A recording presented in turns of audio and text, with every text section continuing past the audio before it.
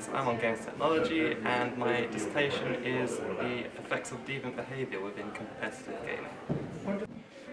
So my dissertation, it focuses on looking into different games that are revolved around these competitive natures and working out what features are being used in the right way and what features are being used solely just to affect not only the gameplay but other people's sort of behaviour. So if someone does something wrong within a game, other people are more likely to just sort of attack them using any means necessary, and sure, that might make them feel better, but the other player is going to be quite greatly affected, which will probably affect their gameplay, affecting the overall outcome of a game. So if people are more likely to be toxic within a game, then it could lead to a lot more losses than if everyone works together and becomes friendly, which could end up creating wins, basically.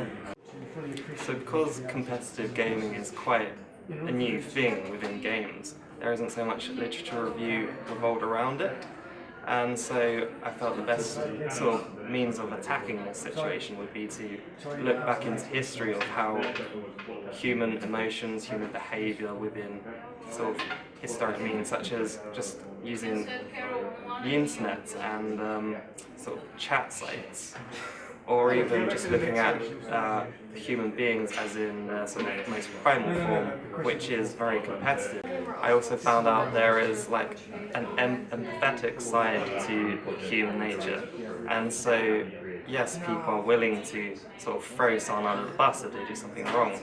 There's also that ability to sort of feel bad for it and to maybe choose not to actually do it because you know it's going to make them feel bad. In video games, this sort of ability to empathise with someone isn't there because you can't see their emotion. It's sort of covered up by a screen, and so that's more likely that people are going to shout abuse and attack that person because they have no sort of emotional bounce back from what they're doing. So originally I thought, obviously, the higher the deviant behaviour within a game, the more likely, well, the higher the loss rate.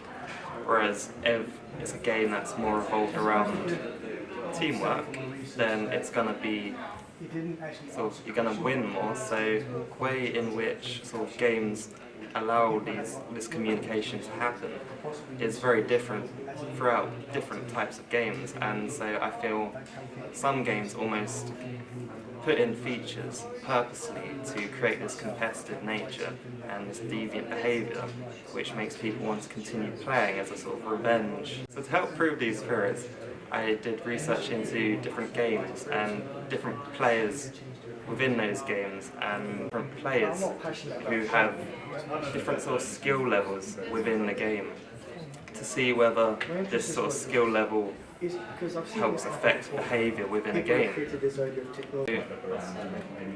So I focused on one game in particular because it had such a high player base, and so it had a lot of positive and deviant behaviour.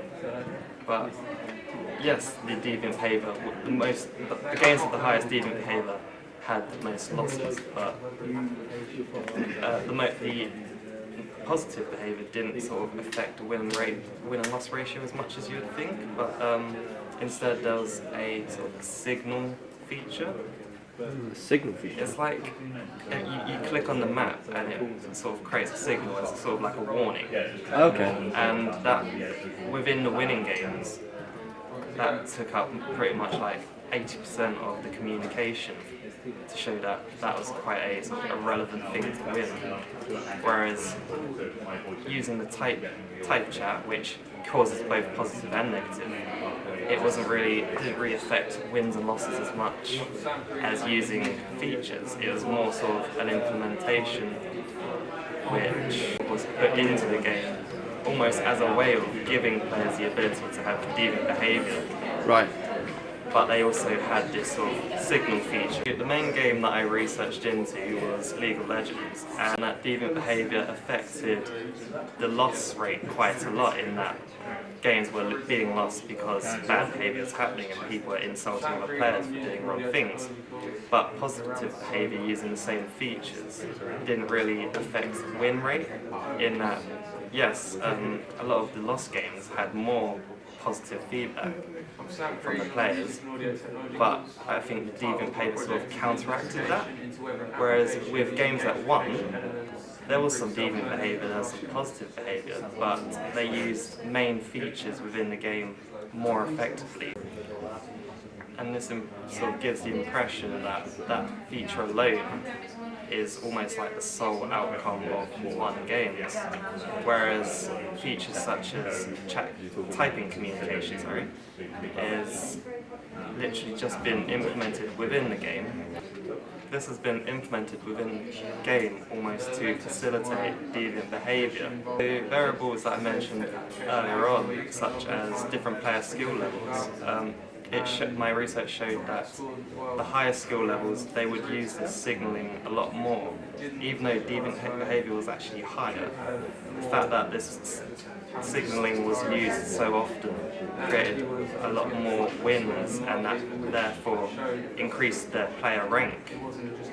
Whereas the lower skill levels, the deviant behaviour was less, the positive behaviour was higher, but the signalling was almost non-existent, to show that yes, they're being sort of playing more as a team, but they're not doing it in a way that really affects the overall gameplay.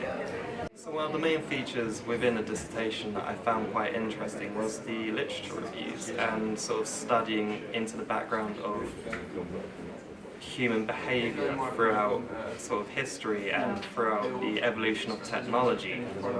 And this sort of helped create sort of like an idea in my head that of how people will react within games, and how the fact that you can't see each other is quite an important aspect within human emotion.